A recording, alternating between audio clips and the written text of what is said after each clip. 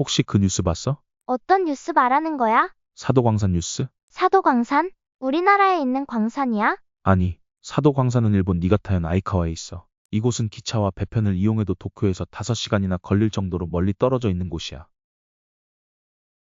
일본에 있는 광산인데 갑자기 왜 언급하는 거야? 7월 27일 세계유산위원회 결정으로 사도광산이 세계문화유산에 등재됐어. 오, 그렇구만. 사적 가치가 높은 곳인가 보네. 사도광산은 한때 일본 최대의 금광으로 일제강점기 시절엔 조선인 약 1500명이 강제징용됐던 곳이야.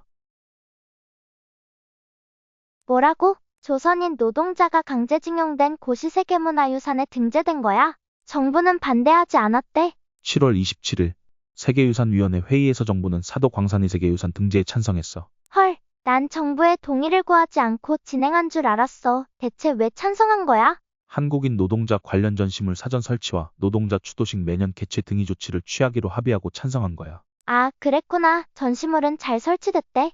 바로 그게 문제야. 일본 정부의 약속에 따라 마련된 조선인 노동자 전시실 중 첫 번째 전시물은 징용에 대한 설명이었어. 그치. 강제징용에 대해 설명해야지. 전시실에선 국가총동원법으로 징용이 도입됐고 법령에 기반해 노동자에게 업무를 의무화한 것으로 위반 시 징역 또는 벌금을 부과했다고 소개했어. 내가 잘못 읽은 건가? 징용이 법률에 의한 합법적인 행위라고 써놓은 것 같은데. 물론 전시물 중 당시 조선인 노동자의 실태를 드러내는 자료도 있었어. 어떤 자료인지 알 수 있을까?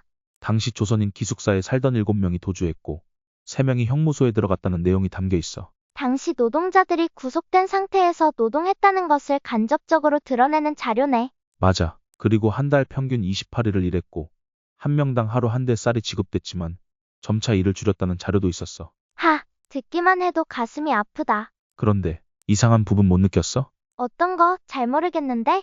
그런데 어디에도 강제나 강제노동이라는 단어는 볼 수 없었어. 헐, 안내문에도 없어?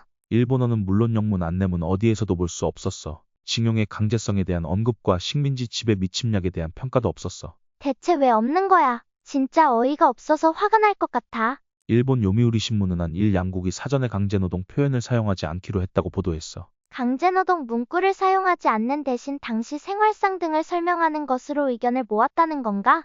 일본은 강제성 표현 문제는 2015년에 정리됐다 하면서 모든 약속을 인정한 상태라고 말했어. 그나저나 2015년? 그때 무슨 일이 있었어? 2015년 일본은 구남도의 세계문화유산 등재를 신청했어. 구남도 기억나. 영화도 나왔었잖아. 그런데 문화유산? 한국 입장에선 일제시대 강제징용의 현장인 만큼 반발이 컸어. 당연히 반발이 크지. 강제징용이 이뤄졌던 장소잖아. 그래서 일본은 15년 6월 강제징용 문제를 인정하겠다는 듯한 발언을 했어. 그렇구만. 강제징용을 뜻하는 표지판이나 안내판을 세웠겠지?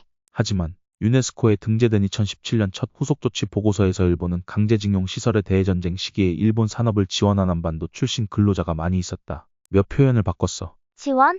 강제가 아니라 자발적인 의미를 담은 표현을 썼잖아.